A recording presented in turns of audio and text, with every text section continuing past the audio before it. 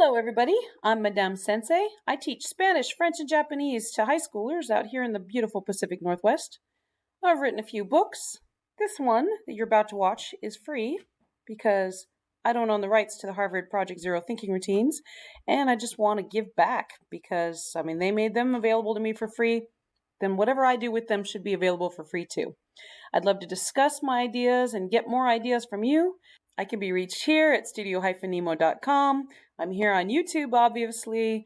I'm a proud member of the Duolingo Educators Network, so I can be reached there, and the Minecraft Education Ambassadors.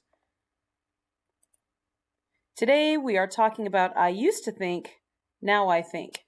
And this is located here at pz.harvard.edu/thinking-routines.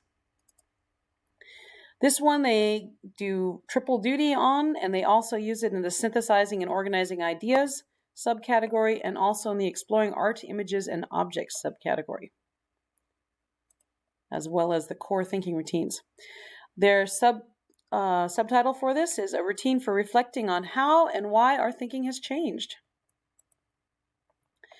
So this thinking routine really only works when you predict that your student's view on something big has changed. Don't use it on the little trivial things. Don't use it on the tiny stuff like, I used to think adverbs only modified verbs, but now I know that adverbs can also modify adjectives and other adverbs. Now, save it for the big things.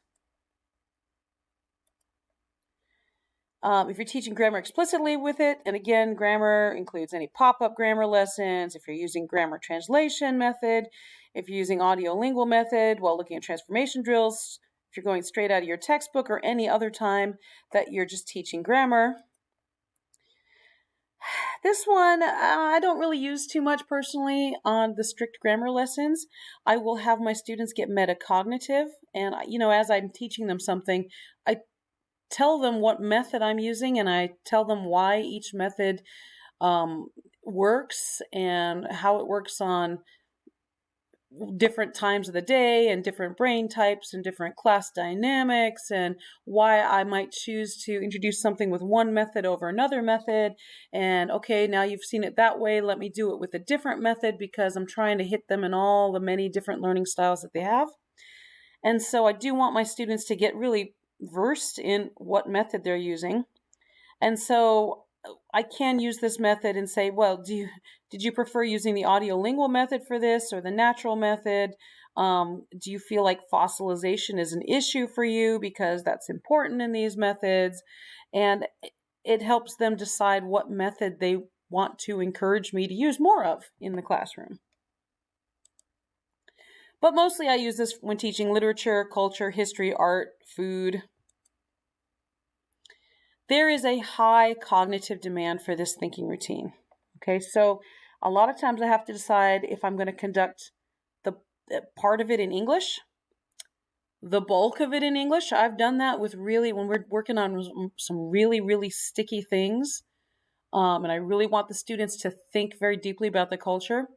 Maybe it's just like a rest day of, okay, we're just going to talk in English. I don't normally have a substitute do this, but you could, okay. Substitute maybe not fluent in whatever language you're teaching.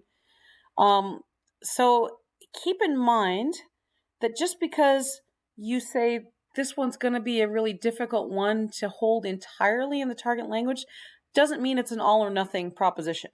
You could do part of it in the target language. You could read a book, first of all, in the target language, and then have some questions in your classroom discussion in English. Or you can do your questions and your comprehensions in the target language, and then have the students do their reflection in English if you feel like you need to go back to English because of the high cognitive demand.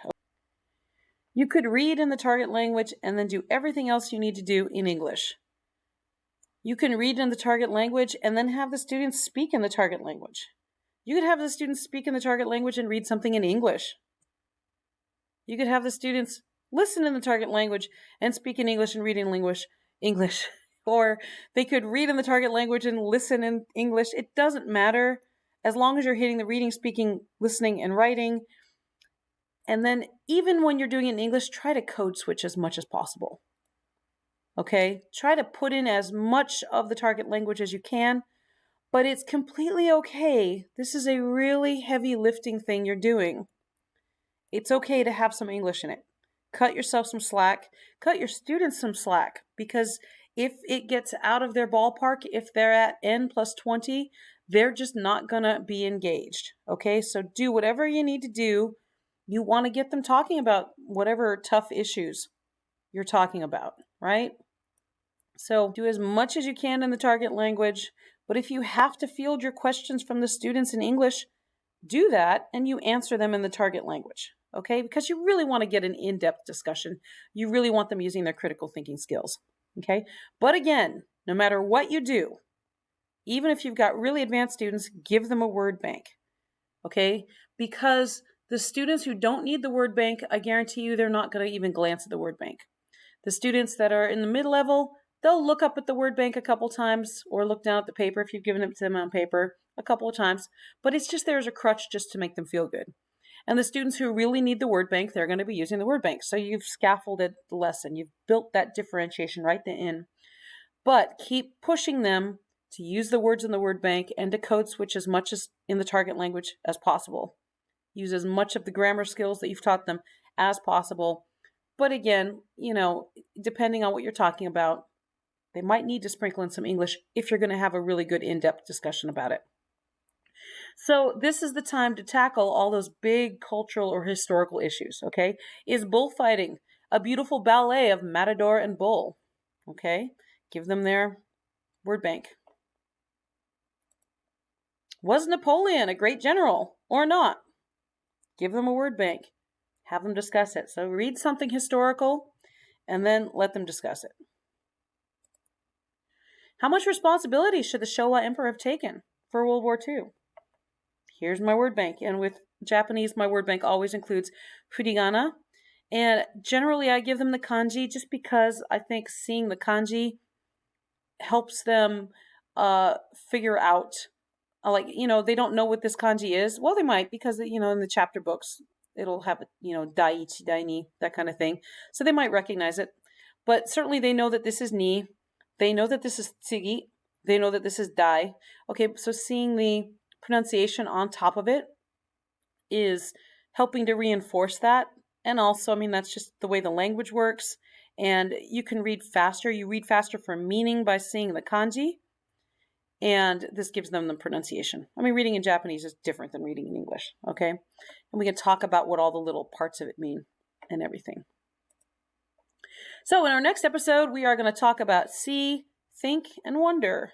Hope to see you there.